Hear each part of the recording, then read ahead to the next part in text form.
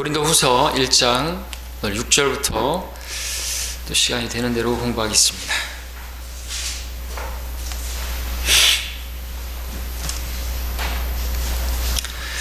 고린도후서 1장 오늘 6절부터 공부를 합니다. 6절, 7절을 먼저 함께 읽겠습니다. 우리가 고난을 당하여도 너희의 위로와 구원을 위함이니 그것들은 또한 우리가 겪는 동일한 고난을 잘 견딜 수 있게 해주며 우리가 위로를 받는 것도 너희의 위로와 구원을 위한 것이라. 너희에 대한 우리의 소망이 확고함은 너희가 고난에 참여하는 자가 된 것 같이 너희가 또한 위로에도 그러한 줄 우리가 알미라. 고린도 교회는 육신적인 교회로 우리가 이렇게 알고 있죠. 자기밖에 모르고 자기밖에 모르는 그런 시기와 다툼과 분열을 일삼는 그러한 교회였지만 그 가운데서도 신실하게 고난에 동참하고 주님을 따르는 성도들이 없지 않았습니다. 그들에 대해서 쓰고 있는 것이죠. 그리고 사도 바울이 당하는 그 고난들이 의미 없는 것이 아니고 본인에게도 의미가 있는 것이지만 또 그 소식을 듣게 되는 고린도 성도들도 위로를 얻을 수 있고 소망을 얻을 수 있게 되고, 성경에 기록된 목적이 뭡니까? 로마서 15장에서 전에 기록된 것들은 우리의 위로와 우리의 소망을 위해서, 인내를 위해서 주신 것이라고 말씀하고 있습니다. 이 바울이 당하는 그 고난을 보면서 내가 받은 고난은 아무것도 아니구나 하는 것들을 우리가 배울 수 있죠. 그야말로 바울의 삶은 고난에, 우리 고린도후서 11장에서 보는 것처럼 엄청난 고난을 당했어요. 왜 그렇게 고생을 당하는 것이에요? 왜 그렇게 고난을 당하죠? 그리스도를 위한 고난이라고 말하고 있습니다. 나를 위해서 내 죄 때문에 내가 가야 할 그 지옥을 대신 다녀오신, 나를 구원하신 그분의 그 사랑이, 그 은혜가 너무나 감사해서 나도 이제 주님의 그 고난에 동참하게 되는 것이죠. 우리 구원받은 사람들은 그렇게 고난에 동참할 수 있어야 되겠죠. 자, 우리 6절에서 보면은 구원이라는 말씀이 나오고 있습니다. 두 번에 걸쳐서 너희의 위로와 구원을 위함이라. 또 마지막에서도 위로를 받는 것은 너희의 위로와 구원을 위한 것이라 말씀하고 있습니다. 우리가 여기서 구원이라는 말이 어떻게 또 사용되고 있는지 성경의 그 용례를 또 우리가 살펴볼 수가 있습니다. 구원이라고 해서 다 혼의 구원을 말하는 것이 아니죠. 시험 가운데 구원도 구원인 것입니다. 사도 바울이 편지를 쓰고 있는 대상이 구원받은 성도들이라는 사실을 우리는 알고 있습니다. 때문에 여기서 말하는 구원이라는 것은 영원한 그런 의미에서의 구원을 말하는 것이 아니라 우리 순간순간 당하는 그 시험, 마귀의 공격으로부터의 구원도 성경은 구원이라고 말하는 거죠. 그런 거에 속아 넘어가는 것이죠. 그래서 실족하게 되고, 그래서 세상으로 가게 되고, 그래서 속아 넘어가게 되는 그런 일들이 있는 것입니다. 바울은 디모데전서 4장 16절에서 이렇게 말했습니다. 내 자신과 교리에 주의하고 이 일들을 계속하라. 이것을 행함으로써 내 자신과 내 말을 듣는 사람들을 구원하리라. 말을 듣는 사람들을 구원하리라 말하고 있어요. 이 사람들은 구원받은 사람들인데 또 구원을 받아야 하는 것이죠. 어떤 사람들은 혼의 구원은 받았지만 삶 가운데 어떤 그런 마귀들의 교리, 내 자신과 교리에 주의하고 그러는데 마귀들의 교리가 성경이 나오죠. 마귀들의 교리, 혼인을 삼가하고 음식을 삼가하고 이런 것들 뿐만 아니라 잘못된 교리들이 많습니다. 그런 것들 때문에 속아 넘어간 사람들이 많습니다. 신천지에 있는 사람들을 다 마귀에게 속은 것이고 그들은 구원받지 못한 것이죠. 그 속는 일에서 건져냄을 받지 못한 것이죠. 그러니까 그들은 지금 멸망한 것입니다. 그들 믿음이 파손된 것이죠. 배교가 된 것이죠. 그들뿐만 아니라 그들은 아예 처음부터 믿음이 없었기 때문에 그렇다 치고 우리 가운데 함께 했던 사람들은 역시나 파손한 것이, 배교한 것이죠. 왜 그런 겁니까? 구원받지 못한 것이, 속아 넘어간 것입니다. 속은 것이에요. 속은 것이. 여기 디모데전서 4장에서는 그 어떤 그 교리에 속은 것이고요. 오늘 본문에서는 고린도후서에서는 시험에서 속아 넘은 것이죠. 디모데전서 2장 15절에서 바울은 또 어떤 여인들에 대해서, 특별히 임산부들에 대해서 그렇게 말하죠. 여자가 자녀를 낳을 때 구원을 받으리라고 했습니다. 그 문맥을 보게 되면 역시나 시험에서 속는 것입니다. 여자가 임신하고 있을 때 여러 가지로 많은 시험들이 있지 않습니까? 거기에 넘어가게 되는 거죠. 속는 것으로부터의 구원을 받는 것을 말하는 것입니다. 때문에 우리는 구원이라고 해서 성경에서 다 같은 구원이 아니다라는 것을 알아야 되겠죠. 모든 걸 다 혼의 구원에다가 그렇게 얘기하면 안 되죠. 바울이 자기가 육신을 복종시키고 그렇게 해서 정말 복음을 위하여 그렇게 수고하고, 그래서 내가 전파한 후에 버림을 당하지 않기 위함이라 그랬을 때 그것도 혼의 구원에다 적용하면 안 되는 거죠. 사역으로부터 버림을 당하는 거, 그런 것을 말하는 거죠. 우리 1장 9절을 넘어가서 10절 보게 되면요, 여기서도 이제 구해냄이라고 하지만 영어로는 구원이죠. 구원받는 거, 시험에서 구원받는 거, 위험에서 구원받는 거 다 구원이잖아요. 심지어 야구에서 방망이를 돌리고 뛰어나가가지고 어떻게 돼요? 딱 베이스를 먼저 밟으면 세이브라고 하죠. 세이브죠.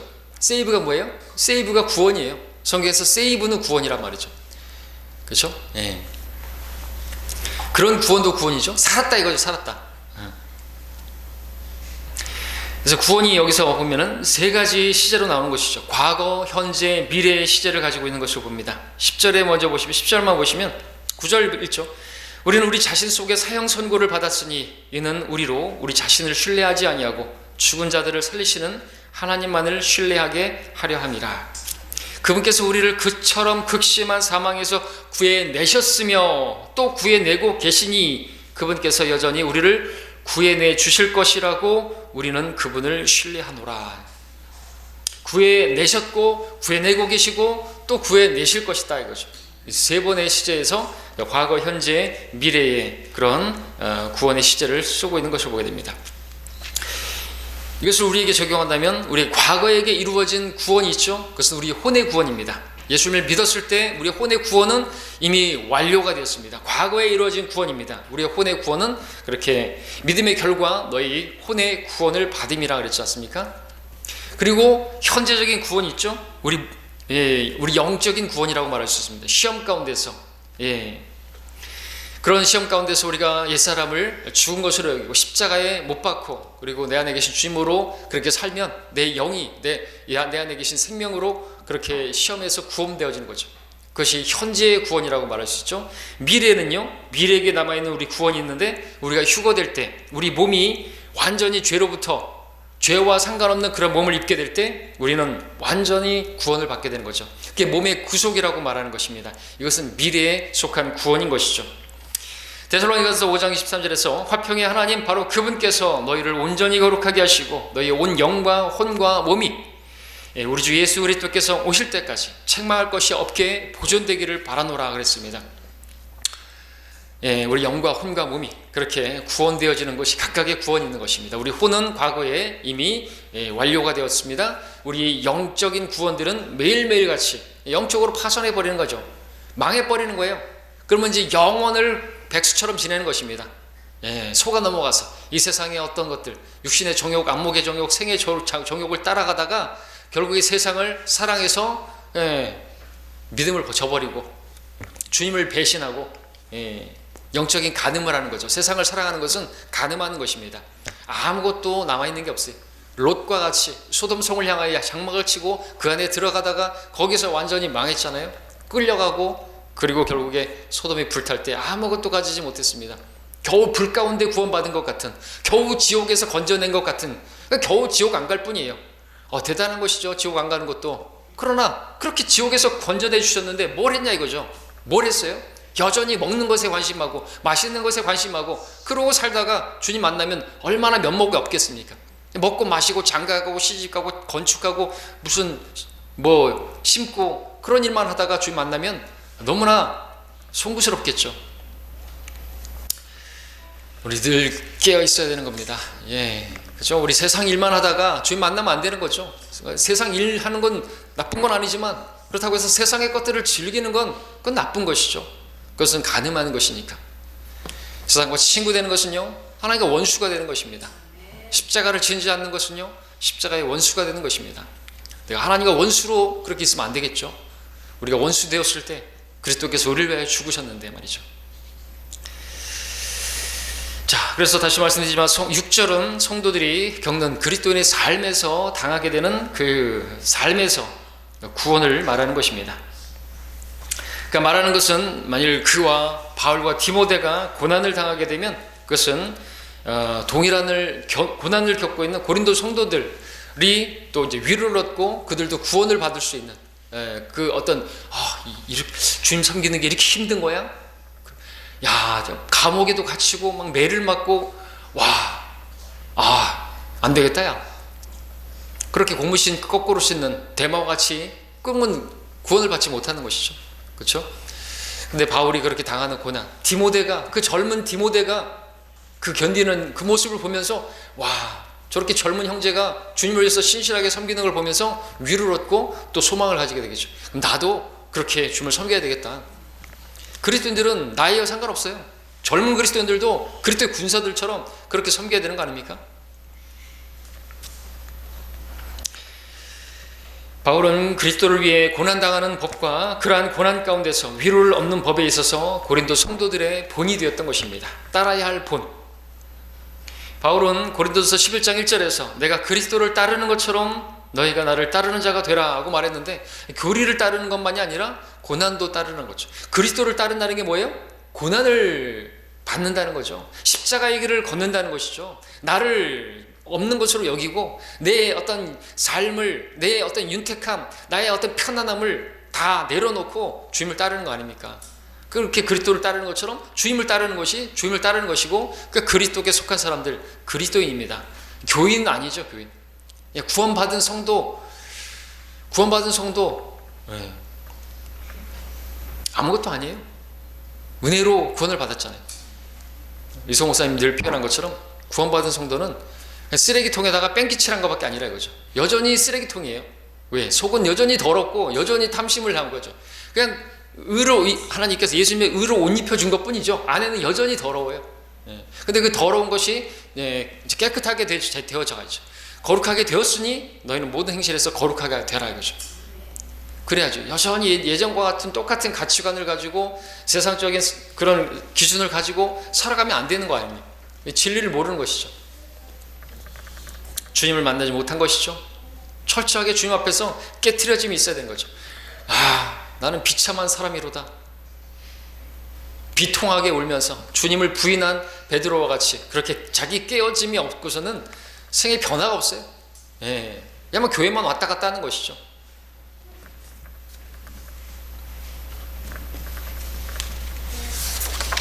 자, 근데 우리는 그런 고난을 당하기 원치 않죠. 징계도 당하지 않죠. 당하기 원치 않죠. 화평한 의의 열매를 맺는 것이 징계의 결과라고 했는데, 그럼에도 불구하고 우리는 우리 육신을 너무나 아끼기 때문에 그런 어려움을 당하기를 원치 않죠. 왜냐하면 육신은 육신이라 그렇습니다. 그러나 우리가 열매를 맺기를 원한다면 고난은 반드시 통과해야 하는 것입니다. 그렇죠?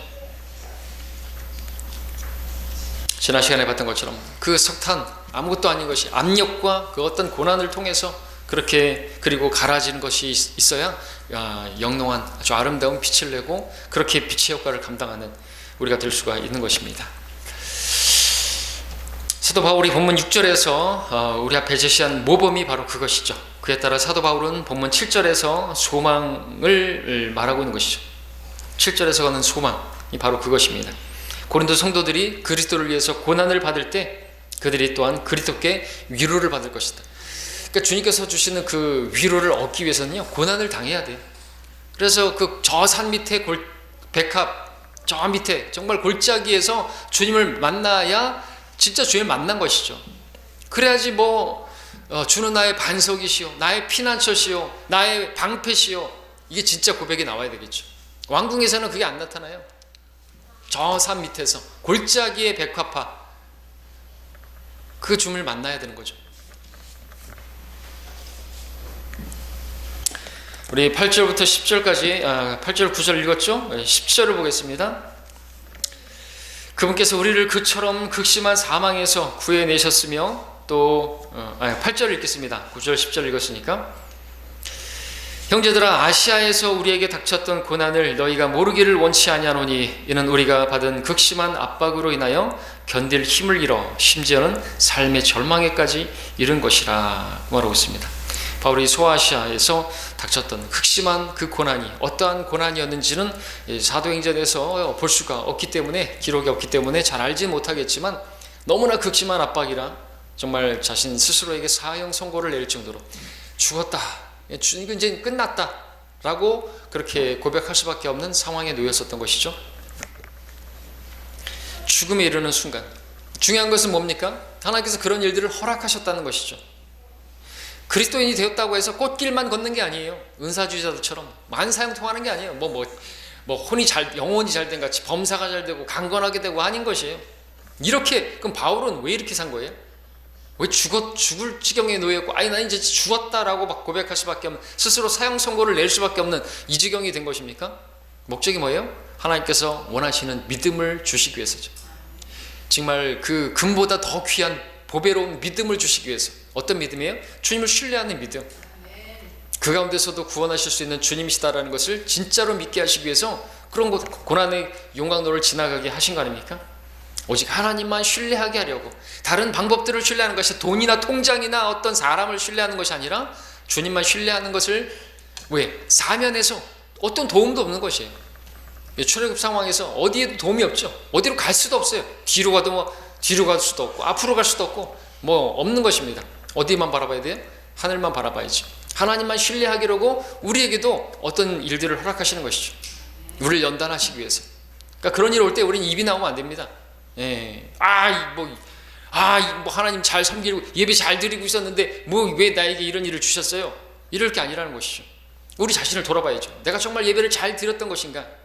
그냥 예배만 참석했던 것이 아닌 것인가? 내 마음을 변화를 받아서 하나님께서 원하시는 뜻이 무엇인지를 생각하고 그분께 나 자신을 드리는 그런 예배를 드렸던 것인가? 그죠?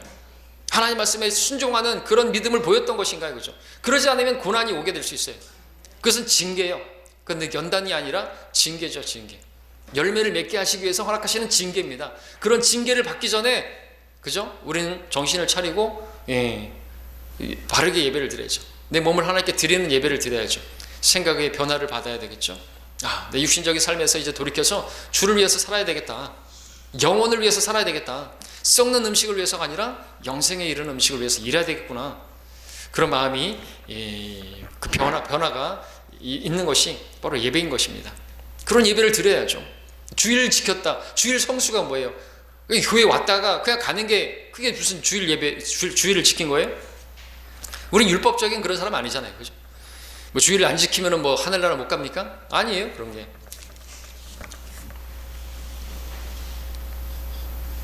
하나님만 신뢰하게 하시려고. 그래서 우리가 온전히 주님 믿고 신뢰할 때 극심한 사망에서도 정말 이거는 끝났다고 생각하는데 거기서 구해내시는 주님을 우리로 하여금 보게 되고, 하나님의 영광을 보게 하고 하나님께 영광을 돌리게 하려고 그런 일들을 허락하시는 것이죠. 정말 주님을 만나는 겁니다. 여러분, 욥기 42장에서 마지막에 욥이 뭐라고 고백했습니까? 그 엄청난 극심한 고난을 통과하고 나서 이 고백을 했죠. 내가 주에 대하여 귀로만 들었사오나 이제는 내 눈으로 주를 보나이다. 우리가 귀로 들었던 그 주님을 아는 게 아니에요. 내 눈으로 주님을 보는 그 믿음이 진짜죠. 그렇죠? 우리가 성경 공부하지만 머리로 하는 지식은 의미가 없어요. 아니, 오히려 해악이죠. 왜? 교만하게 하니까.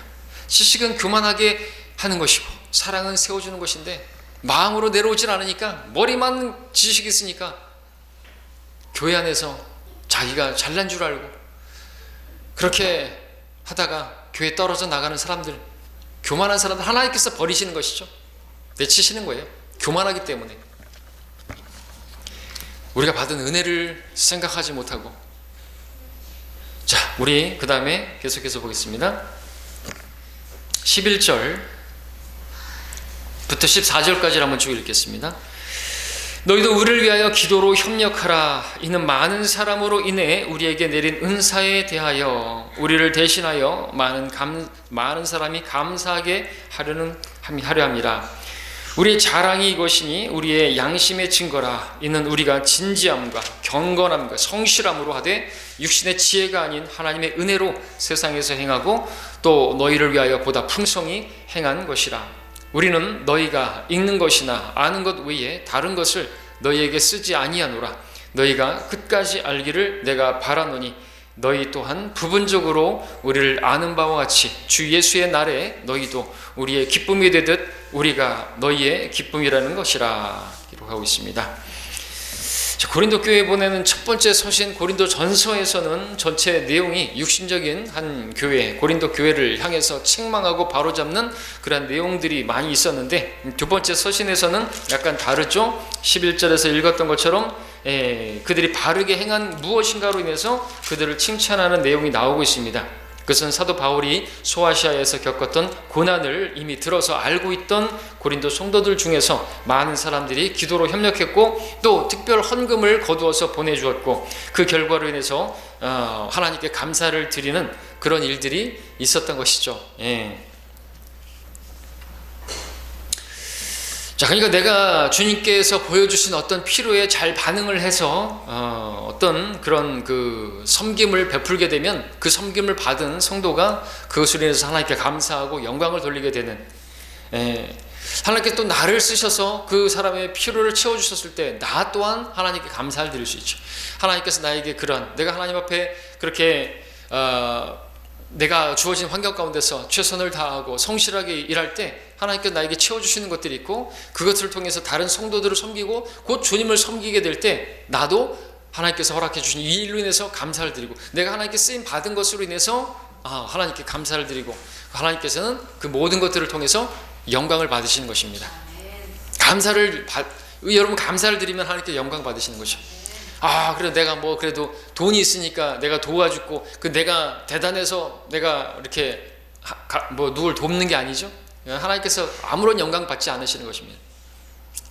하나님께 다 주신 거 아닙니까? 주시지 않으면 받은 것이 없습니다. 12절에서 바울은 자신에게 자랑할 것이 있다고 말하는데, 이것은 양심의 증거라고 말하고 있습니다. 양심의 증거. 내 양심이 증거한다. 거리낌 없이 주님을 섬겼습니다. 바울이 행할 때 여기서 진지함, 경건함, 성실함으로 했고, 육신의 지혜가 아니라 하나님의 은혜로 그렇게 했기 때문이라고 말하고 있습니다. 육신의 지혜로 머리 굴려가면서 어떻게 하면 사람을 모을 수 있을까, 그렇게 하지 않았다는 거죠. 하나님의 그러한 은혜로 했습니다. 하나님의 은혜가 그를 이끌어서 그리스도의 사랑이 강권해서 그렇게 주님을 섬겼다 이거죠. 내 양심이 증거한다. 나는 너희들에게 어떤 것을, 어떤 물질을 바라고 먹고 살기 위해서 너희들에게 하나님의 말씀을 전하지 않았고, 그것을 이제 외치는 거죠. 13절에서 사도 바울은 그가 쓴 편지들이 고린도 성도들이 받았을 때 그것을 사도 바울의 말이 아니라 주님께로부터 온 그러한 말씀인 것을 그들이 인식하기를 바랬던 것이죠. 왜냐하면 고린도 성도들은 바울의 편지를 사도로서 하나님께 받아서 말하는 것임을 모르고 또 감사치도 않았기 때문에 그렇습니다. 우리 고린도 전서 14장을 한번 보고 넘어가겠습니다. 고린도전서 14장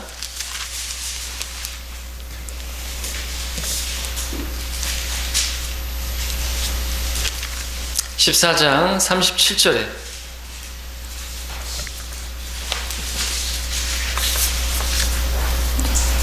만일 누구든지 자기를 선지자나 영적인 사람으로 생각한다면 내가 너희에게 쓰는 글들이 주의 명령들임을 인식해야 할 것이라 말하고 있습니다.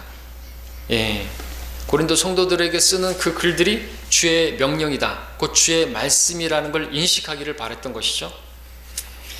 근데 바울에 대해서 아주 비난을 합니다. 사도 맞아? 과연 그가 전하는 그 말들이 하나님 말씀 맞아? 이렇게 생각하니 열매가 맺히질 않죠. 고린도 교회와 대조가 되는 교회가 어디 교회예요? 데살로니가 교회. 데살로니가전서 함께 보겠습니다. 2장.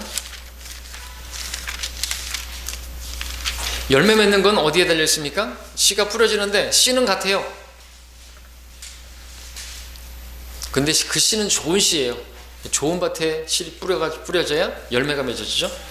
2장 13절입니다. 데살로니가전서 2장 13절입니다. 동일한 사람이 말씀을 전했는데 어떤 사람들은 하나님 말씀으로 안 받고 어떤 사람들은 하나님 말씀으로 받는 거죠.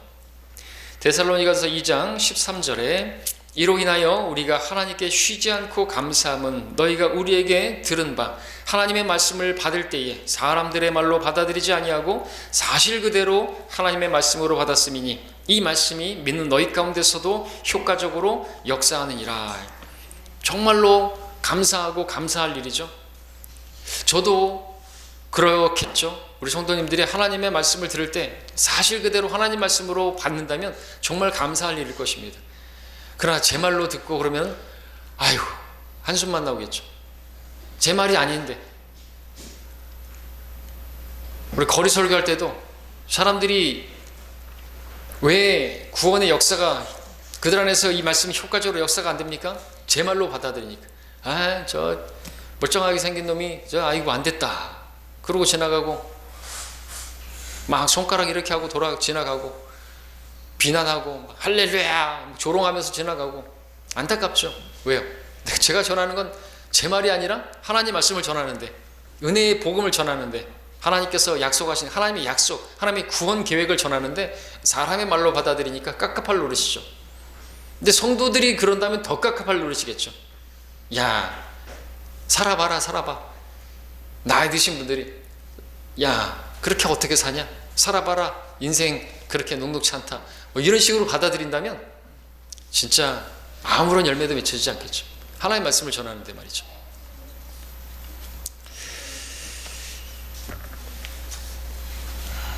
자, 다시 고린도후서 1장 14절로 오셔서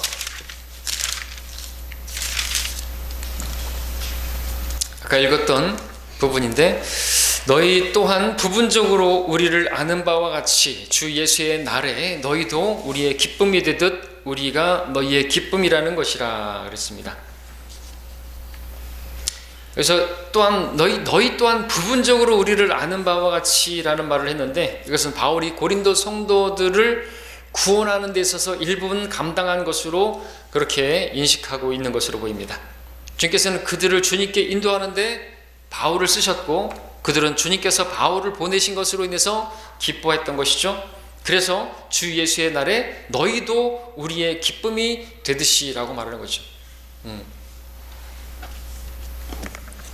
이와 관련해서 바울은 데살로니가 성도들에 대해서도 이렇게 쓰였습니다. 다시 아까 읽었던 거기로 가죠. 2장으로, 데살로니가 전서 2장으로.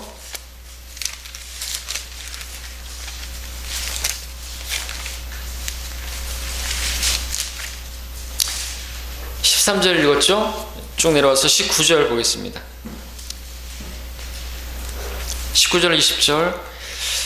우리의 소망이나 기쁨이나 자랑의 면류관이 무엇이냐? 그가 오실 때 우리 주 예수 그리스도 앞에 있을 너희가 아니겠느냐? 이는 너희가 우리의 영광과 기쁨이기 때문이라 그랬습니다.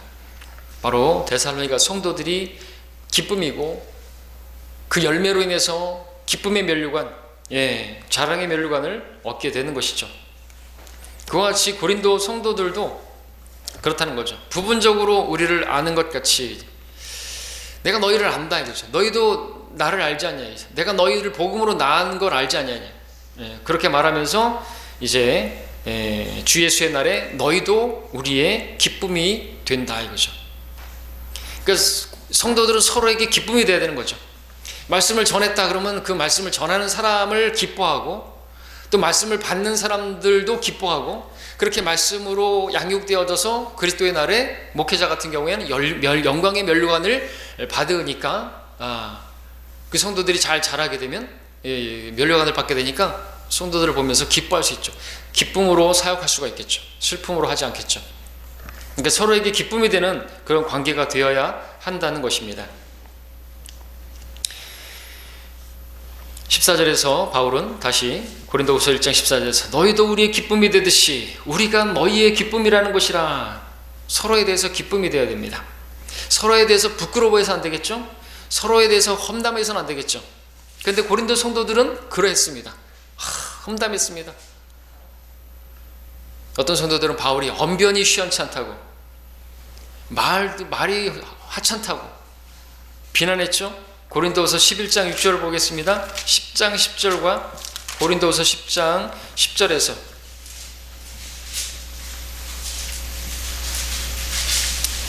고린도후서 10장 10절 그들이 말하기를 그의 편지들은 무게가 있고 힘 있지만 직접 대할 때는 약하고 그 언변도 하찮다고 그렇게 말을 했어요.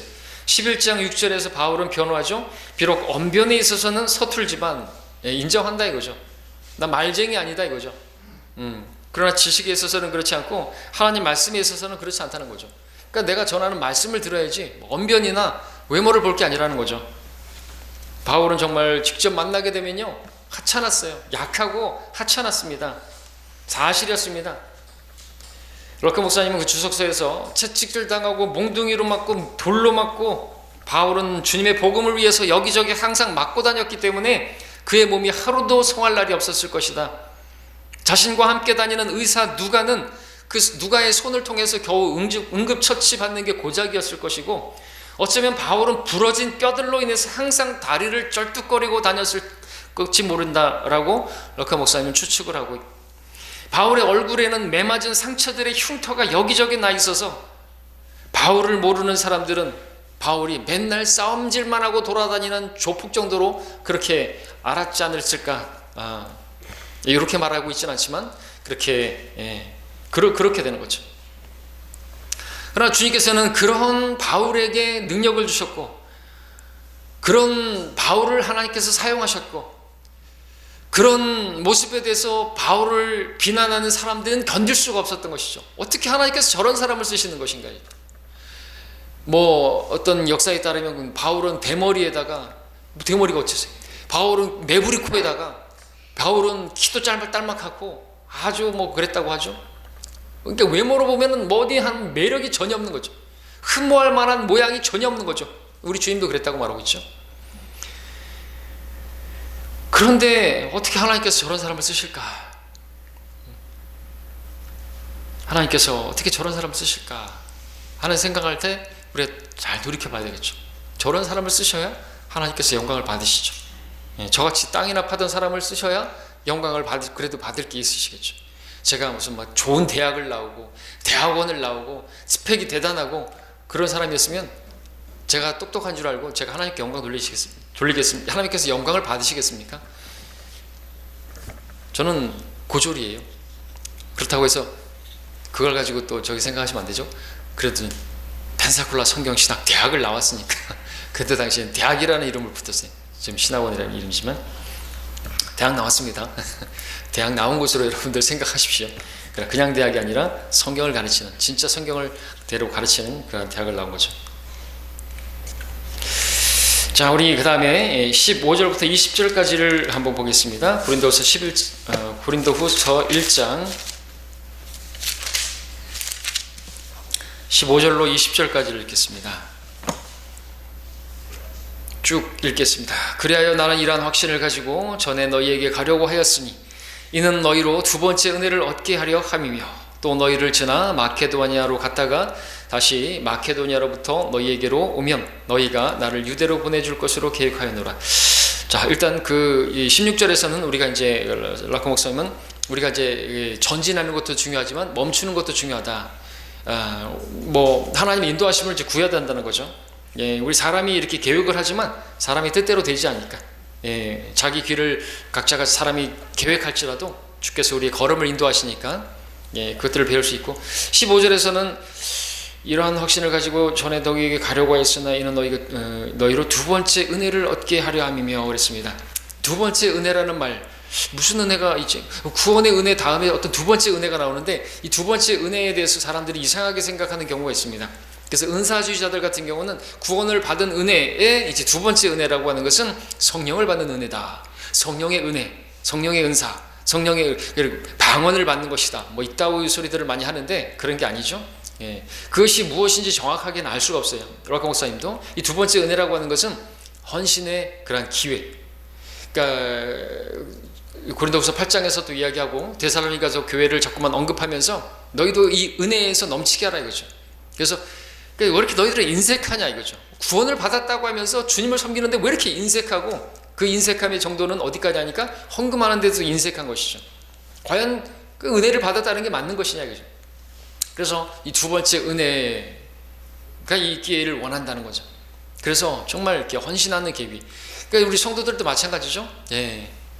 저도 구원을 받았다고 하지만 그냥 맹숭맹숭했어요.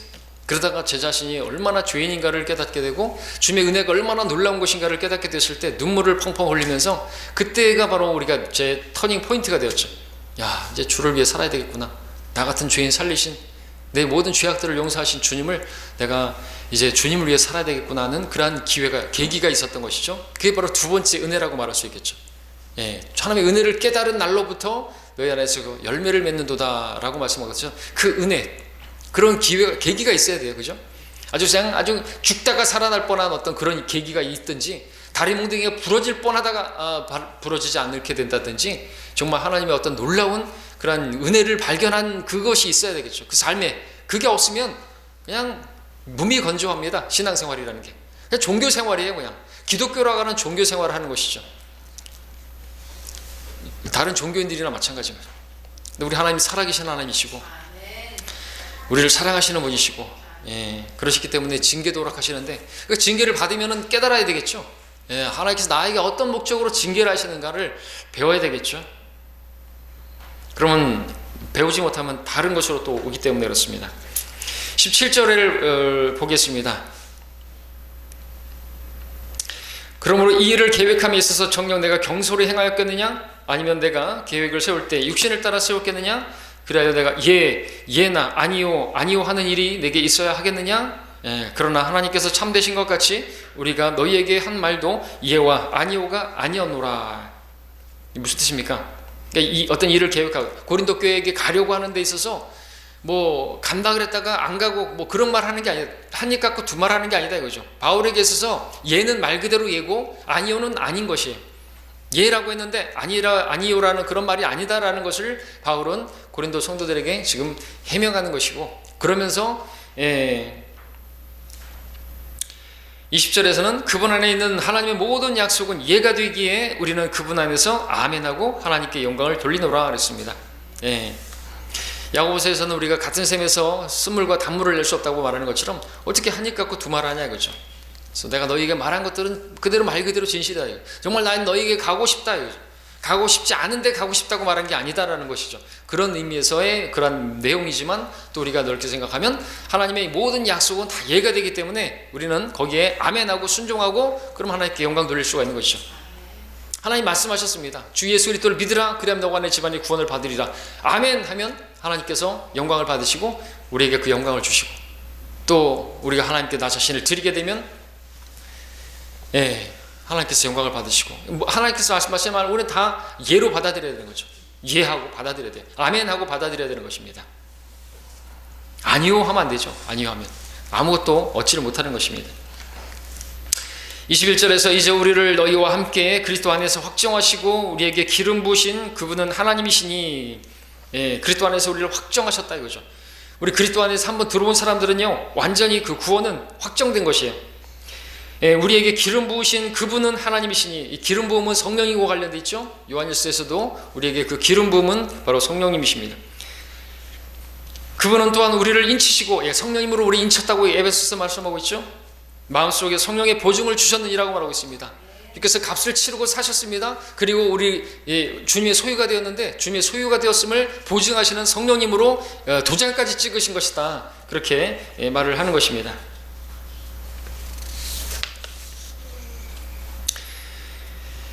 락 목사님은 거기에서 그런 거죠. 우리 그래서 그리스도인들은 고린도서 6장에서 말하는 것처럼 우리가 하나님의 것인, 하나님께서 값을 치르고 너희를 사셨으니 하나님의 것인이라고 말하고 있죠. 우리는 하나님의 것입니다. 하나님의 것인데 거기다가 이렇게 도장까지 찍으시고 인까지 치시고 그러셨다 이거죠. 그 목사님이 간증에 이런 내용이 나죠. 구원받은 흑인 소년의 간증을 좋아하는데 불량배들을 만나서 막 면도칼 싸움이 벌어졌을 때 그 흑인 그 구원받은 성도가 그 위험 가운데서 이렇게 기도했다 그러죠. 주님의 재산이 위험에 처하게 되었습니다. 그렇게 얘기했다고 하죠. 맞는 말이죠. 그렇게 기도하면 내 재산이 지금 위험에 처했구나. 도와주시지 않을 수가 없겠죠. 그렇죠? 주님의 재산이 지금 위험에 처했습니다. 아주 정말 지혜로운 그런 기도가 아닐 수가 없습니다. 23절, 24절 얼른 하고 마치겠습니다. 여기까지 4절까지 마치죠. 뿐만 아니라 나는 내 혼을 걸고 하나님을 불러 증인을 삼나니 너희를 아끼려고 아직 고린도에 가지 아니하노라. 우리는 너희의 믿음을 주관하려는 것이 아니요 다만 너희를 기쁘게 하기 위한 동역자라. 이는 너희가 믿음으로 서 있기 때문이라 말하고 있습니다. 자, 혼을 걸고 너희를 아끼려고 아직 고린도에 가지 아니하노라. 바울은 고린도에 일찍 가고 싶었습니다. 그러나 그렇게 됐다면 고린도 후서는 기록되지 않았겠죠. 왜냐하면 바울이 고린도에 일찍 오게 된다면 여기에 기록했던 모든 것들을 직접 말로 해야만 했을 것이고, 바울에게는 괴로운 일이 되었을 것이고, 고린도 성도들은 슬퍼했을 것이고, 때문에 일단 서신을 통해서 바울은 이 편지를 보내고 그들이 스스로 바로잡혀지기를 바랬던 것이죠. 그래서 고린도 교회에 방문하는 그것이 늦춰진 것인데 하나님의 섭리다라는 것이죠. 24절에서 우리는 너희 믿음을 주관하려는 것이 아니오 라고 말했습니다. 그렇죠? 맞습니다. 목회자도 마찬가지죠. 성도들의 믿음을 주관하려고 해서는 안 되죠. 사도 베드로서 5장 3절에서 하나님께서 맡겨주신 자들을 지배하려고 하지 말라 그랬습니다. 그래서 제가 여러분들에게 지배하려고 하지 않는 것이죠. 그리고 여러분의 믿음을 주관하려고 하지 않는 것이죠. 여러분의 믿음을 제가 위에서 하나님의 말씀을 전할 뿐이지, 전 여러분들에게 저랑 같이 뭐 좀 하자고 그렇게 말하고 싶은 마음이 굴뚝 같지만 그렇게 하지 않는 이유는 믿음을 주관할 수 없는 것이기 때문이죠. 제가 여러분들은 그렇게 할 수 없겠죠. 제 자녀에 대해서는 그 믿음을 위해서 때로는 훈계하고 책망하고 징계하기도 하고 그렇게 호되게 야단치기도 하고 하지만, 제가 성도님들에 대해서는 그렇게 할 수가 없는 거죠. 믿음을 주관할 수 없는 것이. 그렇죠? 왜냐하면 여러분은 제 자녀가 아니라 하나님의 자녀이기 때문에 그렇죠. 맡겨주신 자들을 그렇게 지배하려고 하거나 또 주관하려고 하거나 그렇게 강압적으로 그렇게 하려고 하거나 하면 안 되기 때문에 그렇죠. 근데 해야죠. 그죠? 해야죠. 주를 위해서 해야죠.